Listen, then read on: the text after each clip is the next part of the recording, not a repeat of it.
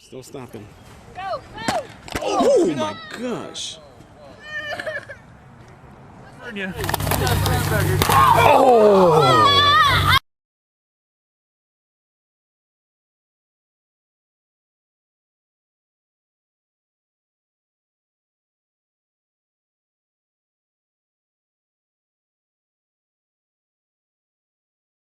Was 56 yards. This punt was 65 yards as he gets drilled.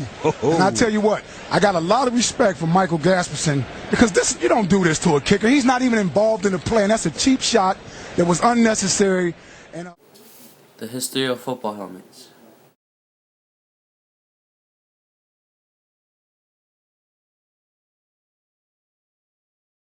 Football helmets were a turning point for the game of football through its effect on providing better equipment for players. By recording data of head injuries to monitor the effectiveness of equipment, and by enforcing rules by leveling penalties and consequences for illegal hits.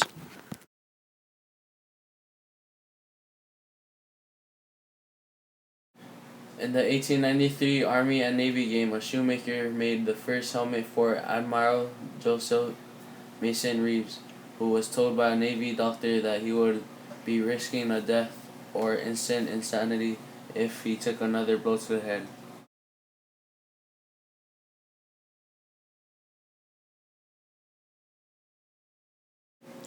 Here is a picture of Reeves in the center holding the football, wearing the first football helmet ever used in a football game.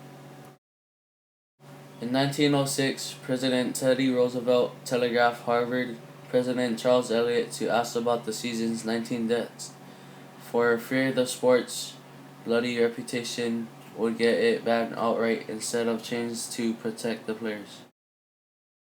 Later in that same year, Congress passed the Pure Food and Drug Act, the medical and gastronomical version of the new football rules that would improve the standards of football safety. This act was significant because it implemented reforms to protect the public from unscrupulous business practices.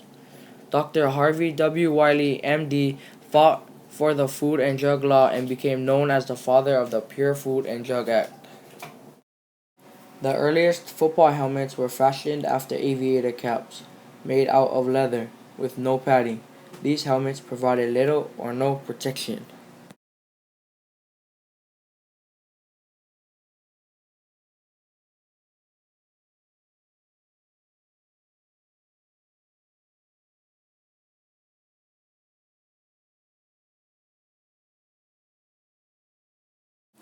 Point 1. Football would provide better equipment for players.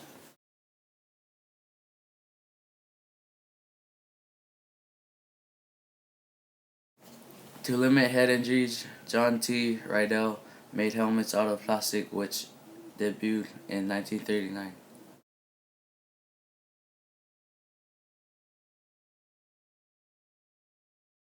Although these helmets provided protection, they could split open when hit head-on. Helmets were improved over the years. Chin straps were added to provide a more secure fit. Another key change included suspension of the head through padding within the helmet, improving protection from blows and helmet chafing. Colors and logos were added, allowing receivers to be distinguishable to the quarterback. A significant development in football helmet technology was the development of helmet radio. This allowed a coach to communicate with his quarterback in a loud and hostile environment. Point 2. Record data of head injuries to monitor the effectiveness of equipment.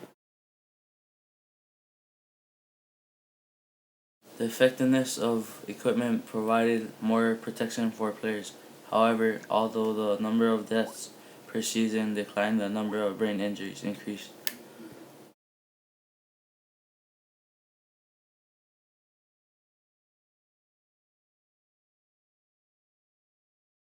Over 100,000 concussions occur in all levels of football, and 60% of these are from head-to-head collisions. In an impact lasting just 15 milliseconds, a player's head, on average, experiences almost 100 Gs of force. And collisions on special teams can result in forces of up to 190 Gs. In the NFL, the average speed of a head-to-head impact, the velocity of both heads combined, is 20 miles per hour, with the struck player's head decelerating 14 miles per hour. According to studies done by Sports Science's chief medical advisor, Dr. Basil Aish, this 15 millisecond impact is equivalent to getting smashed in the head with a sledgehammer. In the last 10 years, the average number of days a concussed player is out has more than doubled, and even improved helmet technology is only able to reduce an 80G impact to 40 Gs, still several times when an F-16 pilot experiences, and more than enough to cause a concussion or neck fracture. Point 3. Enforce rules with penalties and consequences for illegal hits.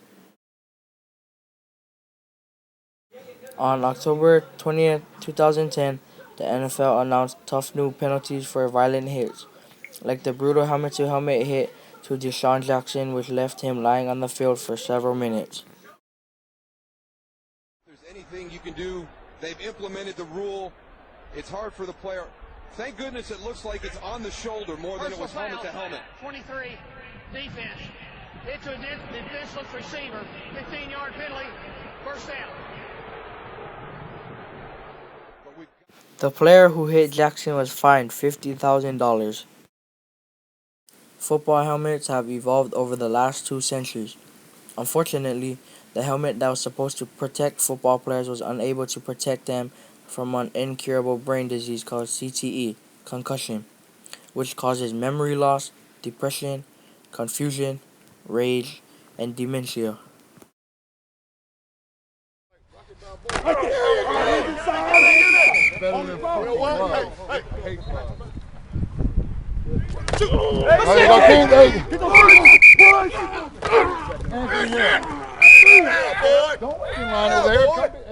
Sadly, it isn't the big hits at games that cause the injury.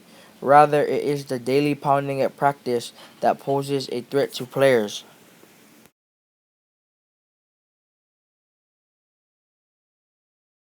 The helmet cushions the outside of the head, but it doesn't stop the brain from bashing against the cranium when the player stops suddenly.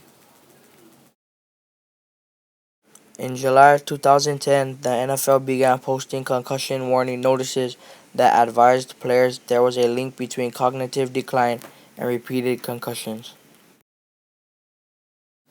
Posting these warning signs is the first step of many that need to be taken to ensure the safety of football players and future of the game of football. Football helmets were the first equipment used by players for protection.